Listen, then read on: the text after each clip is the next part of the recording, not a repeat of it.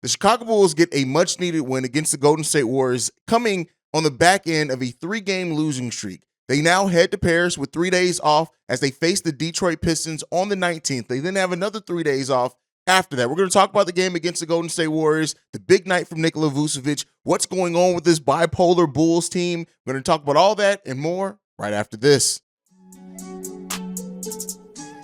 You are now tuned in to Chicago Bulls Central, your number one place for all Chicago Bulls news and content.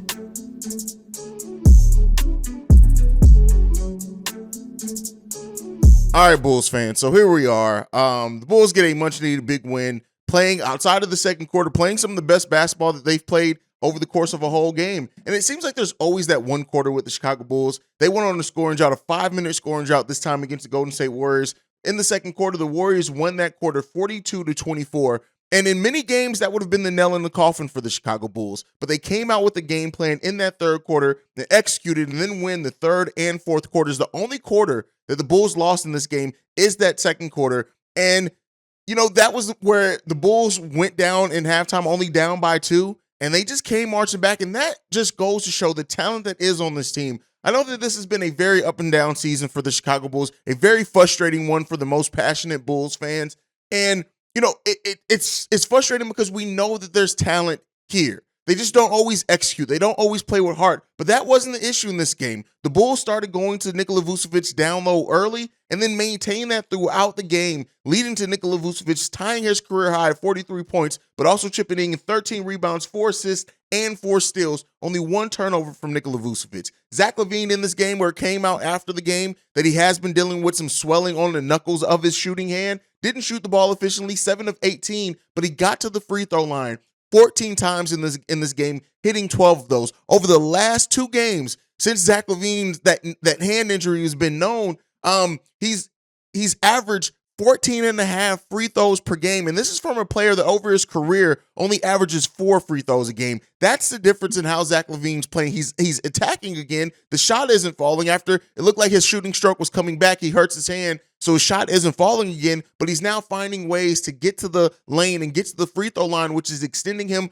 allowing him to score points, still be effective in that way. And we have not seen Zach LaVine get to the free throw line this way consistently over his career. This really could be the difference making. If Zach LaVine was ever to become a consistent, you know, in his ability to get to the free throw line, it would completely open up Zach LaVine's game. And I'm glad to see him adjusting while his hand is bothering him and scoring this way. Hopefully the next 3 days off allows some of that swelling to go down, that shooting stroke to come back. But it has been a wonder to see Zach LaVine get to the free throw line as many times as he has. Vooch in this game as well, 5 for 10 from the three-point line. Every starter in double digits. Patrick Williams with 10, Alex Caruso with 12, Ayo Dosunmu with 12 also. And the big night from Coby White coming off the bench, 6 for 7 from the field was Coby White. 3 rebounds, 1 assist, 2 steals, and 15 points from Coby White in this game. Derrick Jones Jr., impact felt big time for DJJ in this game.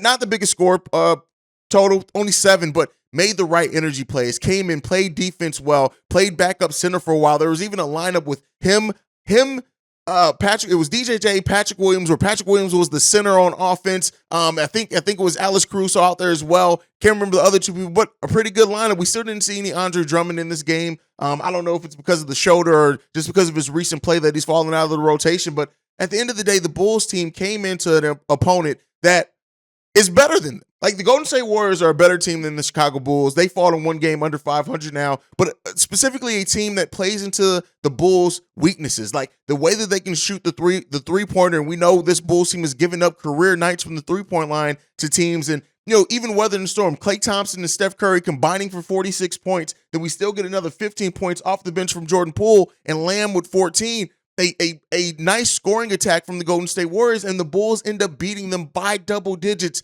That's huge. A 14-point victory from the Chicago Bulls over the Golden State Warriors in a game in which Klay and Steph both get over 20. The turnovers here were the story of this game. The way that the Bulls were able to force turnovers and some unforced turnovers as well from the Golden State Warriors. But the Golden State Warriors, 23 turnovers in this game to the Bulls, only 10 turnovers. I don't think the Bulls had a single turnover in the second half of that game.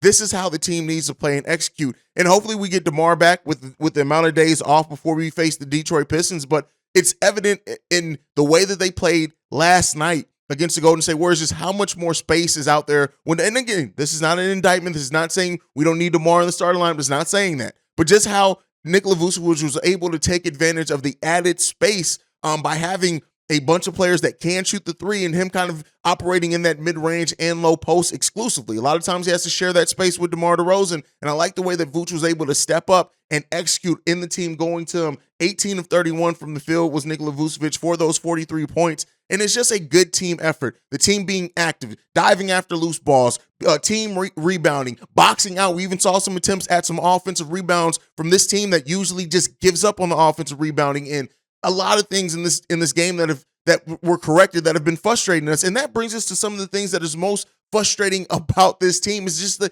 inconsistent play. How up and down this team is. The fact that we can't bet on this team. If this team plays like this every night, no, they're not going to win every game, but this is a team that we can believe in. This is a team that we can, even in losses, not get completely down on. We need to see this level of effort every game from them. But I like also what we heard from Nikola Vucevic and Billy Donovan about Vucevic's big night.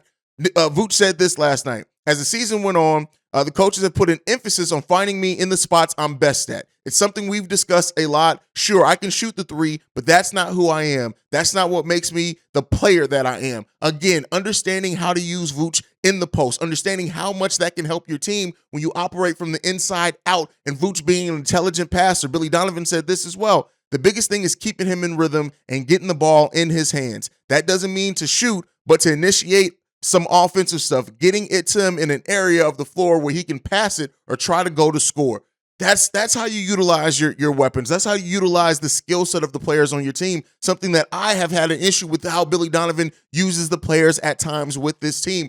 It all came together in last night's game against the Golden State Warriors, but the biggest question remains for this team is, can they do it consistently? They move back into the 10th spot in the Eastern Conference, so they'll be in that play-in tournament, and they head towards the All-Star break, being in that 10th spot and having what's supposed to be the easiest part of, and that's the thing that can worry me the most sometimes when it comes to this team, is just the fact that of them playing down the competition, is the teams that are sub 500 in the NBA giving the Bulls sometimes the most trouble that they've dealt with. So as we go towards what's supposed to be an easier part to our schedule, I hope the Bulls don't start playing down again to competition. I hope that they keep up the level of intensity. We got Detroit, that we don't have another game for a week. We got Detroit on Thursday. We don't have another game to the following Monday, in which we have 4 games that week. We have Atlanta, Indy, Charlotte, and Orlando that following week following the Paris trip. And so these are games and teams that have poised issues for the Chicago Bulls. When you look at young, long, athletic teams, especially that Orlando team and Indiana and the Charlotte Hornets, you don't want to overlook them either. Isn't that supposed to be a rivalry game as well? With that being said, the Bulls head into a part of their schedule where they can make some movement. But as been the story with this team the whole season, they can, but will they? That's the biggest thing. As the team keeps, at times getting closer to 500 and us thinking, hey, this team's about to turn the corner, it seems like something comes on the back end of that. This time, yeah, if DeMar doesn't go down with injury and he's in the last few games, how does that look different for the Chicago Bulls? There is merit to that question and have that conversation, but I just look at it and I think this team needs to find a level play. They have now shown that they can still, even without one of their stars, still step up to the plate and play a solid brand of basketball and execute, especially on the defensive end of the ball. That's what we need from this team. And hopefully Coach Billy Donovan and the coaching staff are coaching that. As we go towards the trade deadline, we're only a handful of days away from the trade deadline, less than 30 days away. The biggest question remains, what, if anything, this team is going to do to try to improve the talent on this team? What is this front office going to do to try to bring more into this team? And, that's been the biggest question. They have some Bulls fans that are still holding out hope for maybe a full blow up or something like that. You have Bulls fans that are holding out hope that, they still trade Vooch or they trade DeMar or whatever else. It doesn't seem like one of those big type trades are coming.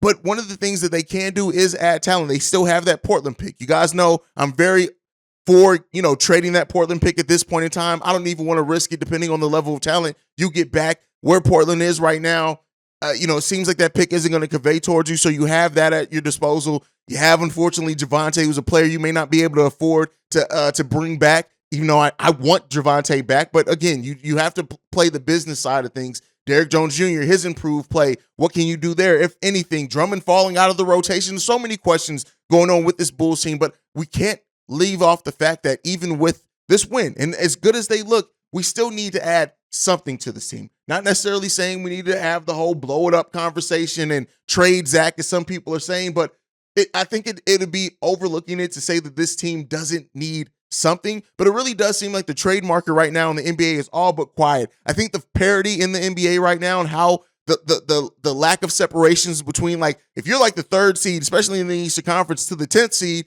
realistically, you still can, if you believe in your team, you can work yourself into believing, hey, if we can just go on a stretch here, a 3, 4, 5 game winning stretch from any team that's 4 and below in the Eastern Conference can take you from being barely in the play-in to being the 6th or 7th seed in the conference. So you really have to look at I think a lot of teams are posturing right now. I think a lot of teams are kind of waiting to see what team makes the first decision, because that's going to kind of inform them. And the one thing that parity does in the NBA, it makes teams think that they're not as far away as what they are. And I'm not necessarily saying that for the Bulls, but I'm saying that for other teams that are hovering kind of in that midsection of the Eastern Conference. They can fully believe, hey, an injury or some health or maybe one minor deal, that we can be right back in it. But one of these teams may eventually pull the trigger on deciding on which way they're going to go for the regular season, whether it's the Indiana Pacers trading Miles Turner or Buddy Hield, whether it's the Atlanta Hawks deciding to move John Collins, whether the Miami Heat or the buyers on one of those.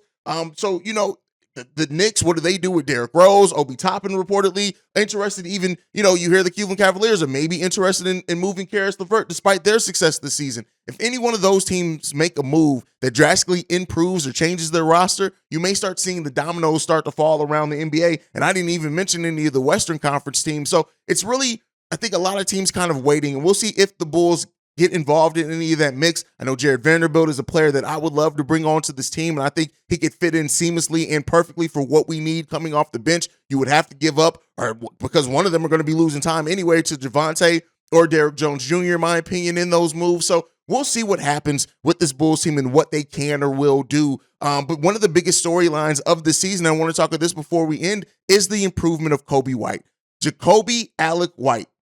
Alec Jacoby White, I think is his actual full name, has been balling and quietly putting together a really good season for the Chicago Bulls. While the shooting numbers for him aren't necessarily the best or up to what he's done in other parts of his career, how he stepped up his game defensively, how he's passing the ball better, how he's understanding when to give up the ball, when to drive to the lane, trying for floaters, things like that. Coby has drastically improved almost every aspect of his game, but those shooting splits are down. He's shooting worse, almost career lows on almost every area. So far this season, he's shooting 42% from the field and 36% from three-point range. Those aren't anything amazing. He's taken the least amount of shots so far in his career as well, only averaging about 7 shots per game, whereas for his career, he's averaged 11 shots per game. So, we're seeing those type of things go down for Coby White as far as the shooting numbers, but everything else is improving for him. His defense is improving, how he operates in space, his ability to push the break and pass the ball on the break as well. All those things have improved in meaningful ways for Coby White over this season.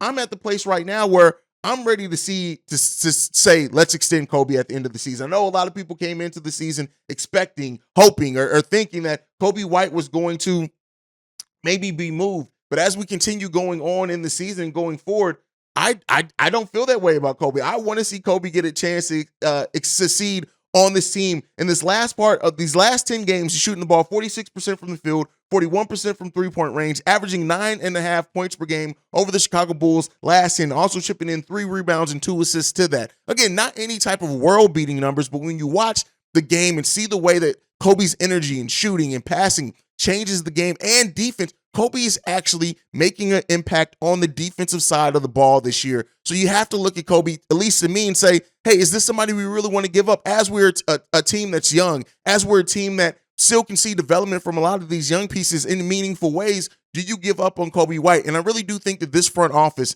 in my opinion, this is my opinion based, I think this front office doesn't want to see the next Larry. They don't want to see the next Wendell. They don't want to see the next Bulls player that's traded away.